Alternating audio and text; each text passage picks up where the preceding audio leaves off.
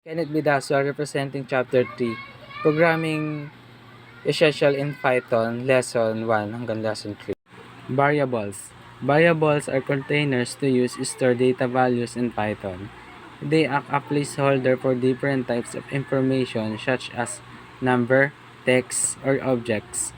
Variables can be assigned values and these values can be modified through the program. Variable naming convention. Follow Python's naming convention for variables, ensuring clarity and adherence for the best practices.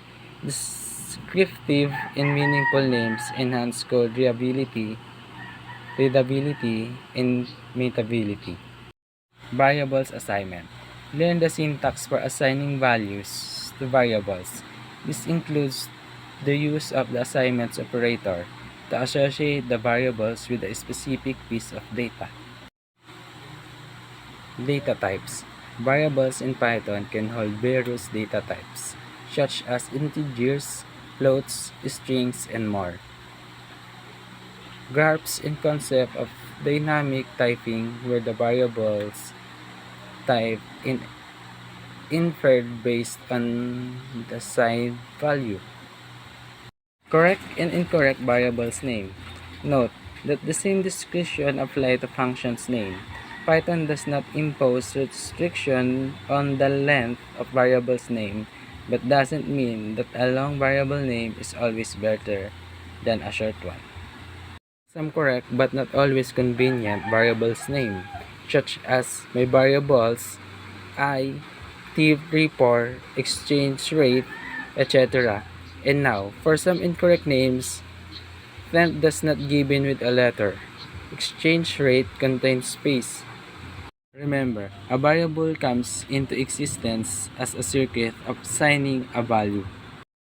What is keywords? In Python, keywords are reserved words that have a special meaning and purpose in the language. These keywords cannot be used the variable names and identifier because they are already used by the language itself. Sa Python, meron siyang 35 keywords such as false, none, true, and assert, and so on. That's it for lesson 1. So let's proceed for lesson 2. Comment. Giving comments in code, why, how, and when. When you want to put a few words address not to Python but the humans.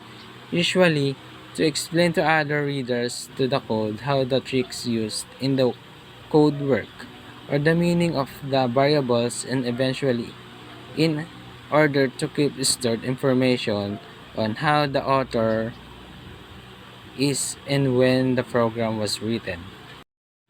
If you want to comment that spans several lines, you have to put a hash in front of them all, like just here. If kung nakikita nyo yung parang number or hashtag, yun yung comments. Comment can be used to deliver additional information in code. They are omitted at a runtime. The information left in the source code is addressed to human readers. In Python, a comment is the piece of text that begins with numbers or hashtag that comments extended to the end of the line. Number 2, if you want to place a comment that spans several lines, you need to place slash in front all of them. Moreover, you can use a comment to a marked piece of the code is not needed at the moment. The input function. We're now going to introduce to you the completely new function, which seems to be mirror reflection of the good old print function. The new function gets data from it. Print has no use result.